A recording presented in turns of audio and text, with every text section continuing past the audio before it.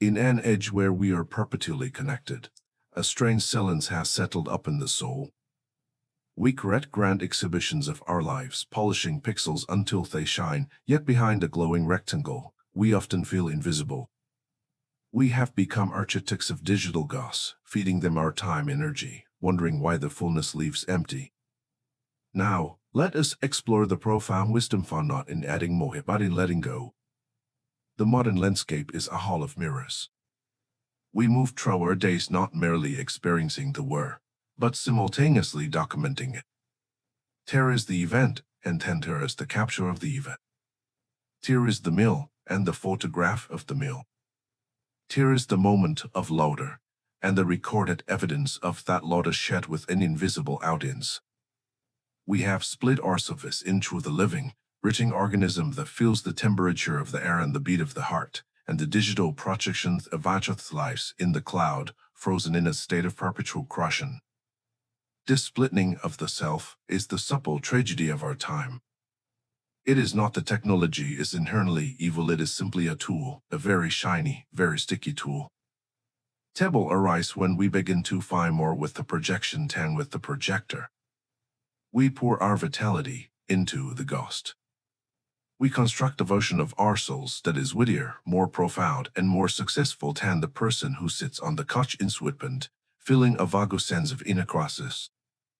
We manicure this digital garden with obsessive care, pruning away the bad days, the awkward poses, and the messy uncertainty of being human until only the blossoms remain. But here is the paradox that creates the ordinary struggle of our era. The more perfect the ghost becomes, the more isolated the one feels. Consider the mechanics of this interaction. You post an image or a thought. You are, in essence, sending a signal out into the void asking, "So I assist. Am I valid?" When the hearts and likes return, they are not validating you.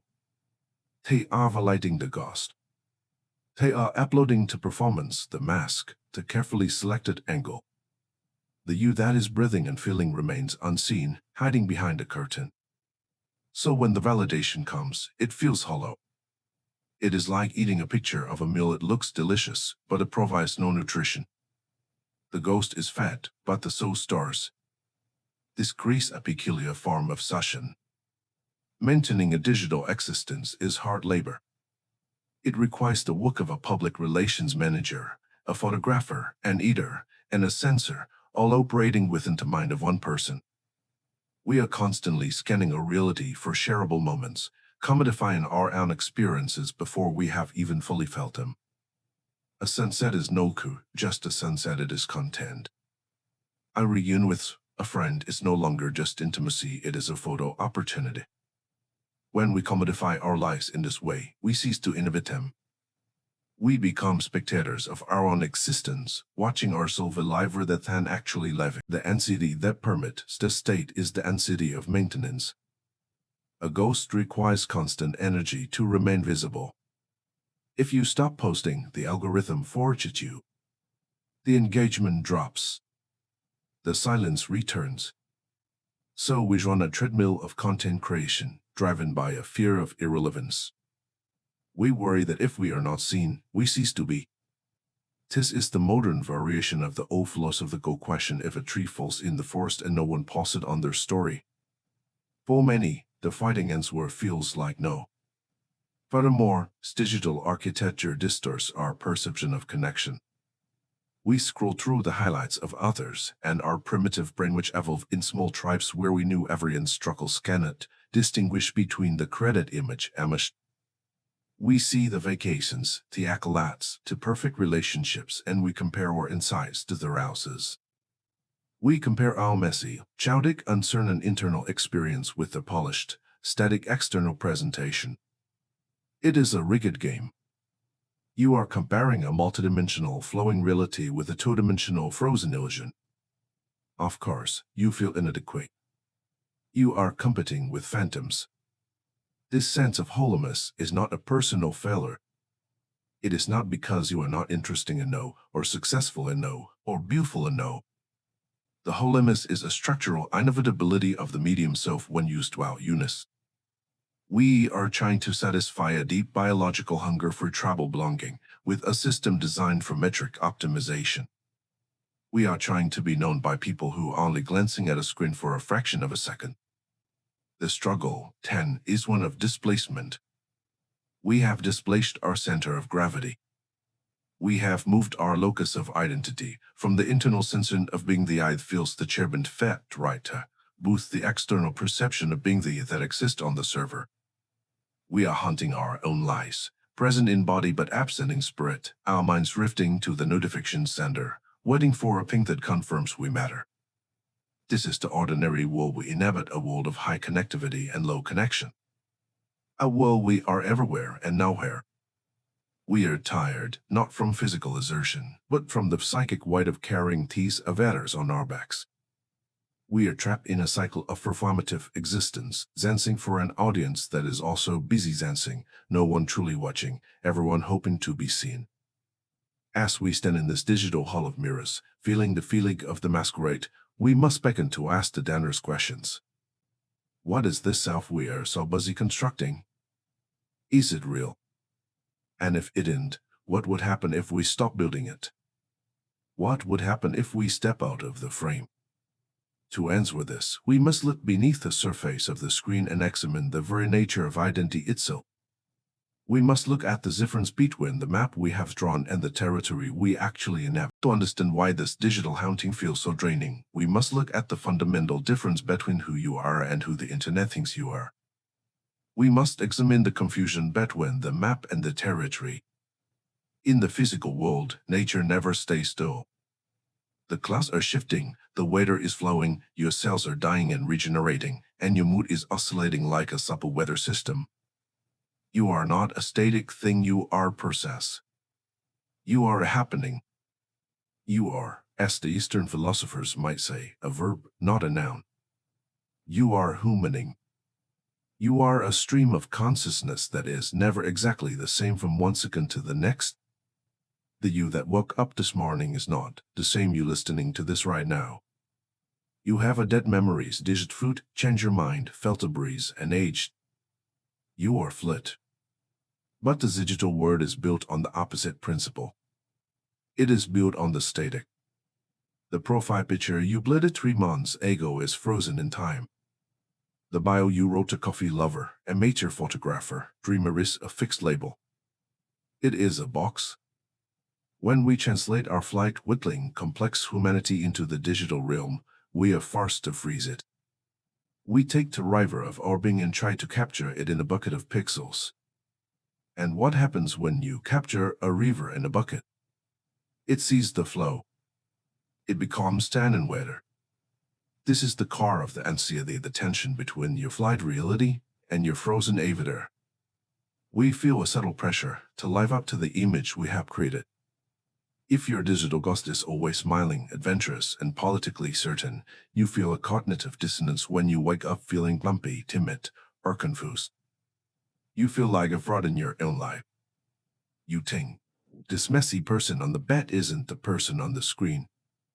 The person on the screen is the real me, the version I want to be. We begin to worship the idol we carved. We cheat to reverse engineer our lives to match the advertisement we published.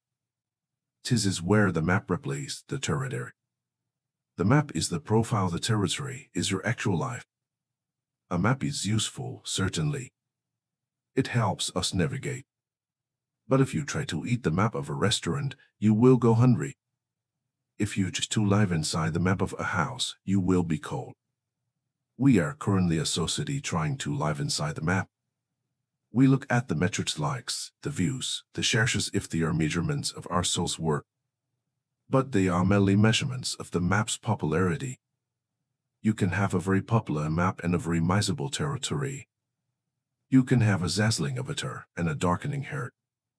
Consider the personal brand. This is a concept that has seeped from the copper world into private soul. A brand requires consistency. A brand must be recognizable. Coca-Cola must always taste like Coca-Cola. But a human being is defined by inconsistency. We contain multitudes. We are full of contradictions. One day you are wise, the next you are foolish. One day you are social, the next you crave solitude. When we try to brand ourselves online, we are performing an act of violence against our own nature. We are pruning away the wide, unpredictable branches of our personality to fit into the square spec radio, feed. Wazo algorithm, the great mechanical god of this digital world, was consistence. It wants to know what you are so it knows who to sell you to. If you are the fitness guy, Zona posts about poetry, the algorithm gets confused. If you are the political activist, Zona posts about baking cooks, the engagement drops. And so, trainer like rats in a Skinner box, we learn to flatten ourselves. We become caricatures. We become two-dimensional curators in a story written by code. We voluntarily lobotomize our complexity to remain visible. And this, quite naturally, leads to a profound sense of isolation. Why? Because you cannot literally connect with another human being through vulnerability, through the cracks in the armor, through the shared acknowledgement that I don't know and I am hurting and I am us. But the digital ghost has no cracks. It is smooth glass. When two ghosts interact online, it is not a meeting of souls, it is a collision of surface. Have you noticed how difficult it is to have a nuanced conversation on social media? It is nearly impossible. This is not just because people are angry, it is because the medium removes the context of presence. In person, you can see the softening of your eyes, the hesitation in your voice, the body language that says, I am struggling with this idea. I see you as a fellow fluid organism. Online, I see only the text. The text is static. It stands fair, stark and yielding. I attack the text. I attack the ghost. I am not fighting you, I am fighting the symbol of you. And you are fighting the symbol of me. We are shadowboxing in a hall of mirrors, brising our knuckles on the glass, wondering why we feel no warmth, no resolution. We are lonely because we are trying to touch each other through hazmat suits of identity. We present our best selves, our stillman versions, and hope that if we are impressive enough, we will be loved. But love is not a reward for being impressive. Love is the embrace of what is flawed. You cannot be loved for your mask. You can only be admired for your mask. And admiration is a drug that wears off quickly, leaving you with the hangover of needing more. To be truly loved, you must be seen, and your digital ghostly design cannot be seen. It is opaque. This brings us to the concept of the spectre mind. Because we are so busy creating the ghost, we have developed a split consciousness. We are always watching ourselves live. When you are at a concert, or a wedding, or walking in the woods, there is a part of your brain the directorate is framing the shot. This would look good on the story. What is the caption? How do I describe this? The moment you ask, how do I describe this? You have stepped out of the experience and you the description. You have stepped out of the territory and onto the map. The Greek Zen poets and Tao sages spoke of the uncarved block, the state of pure potential, simple and honest. The digital identity is the opposite, it is the overcarved block. It is whittled down to a sharp point, decoration upon decoration until the original wood is lost. We are exhausted because maintaining is tiring. And let us be gentle about honest, the profile is only. Not a maliciously, but an ontologically. It claims to be you, but it is dead. It is a collection of data points on a server farm in a desert somewhere, burning electricity to maintain the illusion of life. The struggle you feel at hollow age in the chest after an hour of scrolling, just your own humanity rebelling. It is your soul crying out for the nutrition of the real. It is a flat nature banging against the walls of the box you put it in. You are trying to be a noun, but you know deep down you are a verb. And the most dangerous illusion of all is the belief that this digital record acts as a safeguard against after irrelevance. We think if I record it, it is safe. We treat the internet as a great external memory bank, fearing that if we don't upload the moment, it will vanish. But the opposite is true. By rushing to capture the moment, we kill it. We pin the butterfly to the bar to preserve its beauty, but in doing so, we stop its flight. A memory that is fully lived, fully felt, sinks into your bones and becomes part of your wisdom. A memory that is merely captured stays on the phone, external and cold. We are hoarding dead butterflies surrounded by the artifacts of life, starving for the feeling of flight. The mentos inside is this: you are not your. You are not your gallery. You are not the accumulation of your past boss. Those are just footprints left in the sand, and the tide of time is already washing them away. You are the walker. You are the witness. You are the space in which the thoughts arise, not the thoughts themselves. You are the silence in which the noise of the internet happen. The anxiety comes from identifying with the object of profile rather than the subject awareness. The object is fragile. It can be cancelled, deleted, ignored, or disliked. It is at the mercy of the crowd. If you believe you are the object, you will live in perpetual fear. But to subject to awareness that is hearing these words right now, but it. It has no followers and it needs none. It simply is. To find peace, we must degrade the importance of the ghost. We must see it for what it is: a costume. A very elaborate, high-tech costume, perhaps useful for a masquerade ball, but terrible for sleeping in, eating in, or loving in. You have been wearing the costume so long you think it is your skin. But it is not. And the suffocation you feel is simply the tightness of the mask. So, how do we exercise the ghost? How shall we return from the static map to the living territory? The answer is not necessarily to smash our devices or retreat to a cave in the mountains, so the silent spur would be lovely. The answer lies in a shift of perception, our claiming of the sacred privacy of your own experience. We must rediscover the joy of uncurated existence. The liberation begins when you realize that you are under no obligation to be a public figure. You are not a broadcaster. You are a human being. The tremendous weight you feel is the weight of a job you were never hired to do, for a salary of validation that you never actually write. When you put down this job, when you stop reporting your life and start inhabiting it, a sudden lightness returns. It is the feeling of taking off tight shoes after a long day. We begin this return with a simple, practical experiment to practice of the sacred moment. For the next few days, I invite you to hunt for beauty. When you find it, a way the light hits the wall, a funny conversation with a stranger, a perfect cup of coffee, feel the habitual impulse to reach for your phone. Feel the urge to capture, to caption, to share. And then, do nothing. Let the phone sleep in your pocket. Look at the moment. Breathe it in. Keep it entirely for yourself. In that descent, a subtle alchemy occurs. When you share a moment instantly, you dissipate its energy. You turn it into currency. But when you keep a moment secret, the energy stays inside you. It ferments. It becomes a part of your inner richness. You become a reservoir of experience rather than a mere conduit of information. You begin to walk through the world with a secret smile, knowing that you possess treasures that no one else knows about, that cannot be judged or scrolled through. You are reclaiming your life from the cloud and storing it back in the herd. This practice of invisibility is the antidote to the anxiety of the ghost. We fear being invisible because we equate visibility with existence. But in the philosophical sense, to be nobody is a position of immense power. When you are nobody, you have no image to defend. You have no consistency to maintain. You are free to be contradictory, to be quiet, to be mysterious. You can change. You can flow.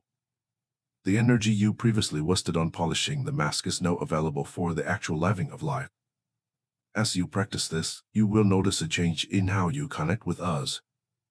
When you stop interacting with ghosts, you start looking for souls. You will find that you have less patience for the superficial likes and a deep hunger for the messy, awkward, real-time to people. You will trade 1,000 digital friends for one friend with whom you can sit in silence. This is not a loss, it is a condensation. It is a move from quantity to quality, from the wide, shallow ocean of the feet to the deep, cool well of intimacy. This new perception allows us to use technology well being used by. We can still visit the digital world, but we visit it as tourists, not as residents. We go there to find information, to send a message, perhaps to share a genuine creative work, but we are not live there. We are not slip there. We keep our center of gravity here, in the physical, in the sensory, in the immediate. We learn to trust the unrecorded life. We release the fear that if we don't capture it, it is lost. We realize that the most important records are written on the nervous system, not the hard drive. The love you felt, the grief you processed, the peace you found, these things have changed the structure of your being. Pay are you. Pay don't need to be proven to an audience to be real. In this return to the ordinary world, you become a guardian of the real. In a society obsessed with the artificial, the most radical thing you can be is natural. The most rebellious act is to be content with a life that looks average from the outside but feels infinite on the inside. You stop trying to be a somebody in the eyes of the algorithm, and you settle you to deep peace of being the witnessing presence that you always were. You are not the ghost. You are the hound. You are the consciousness that hounds the machine, and you are free to step away from the screen, walk out the door, and feel the wind on a face that has no filter, no frame, and no need for uploads. This is the return. This is the victory. The realization that the life you were looking for was never in the phone, it was holding the phone. Now, take a moment to look away from this screen. Find one thing in your immediate environment, a shadow, a texture, a color, and give it your full, undivided attention for just a few seconds. Do not analyze it. Do not share it. Just be with it. In that simple act of uncurated presence, you have broken the spell. You are back. Welcome home.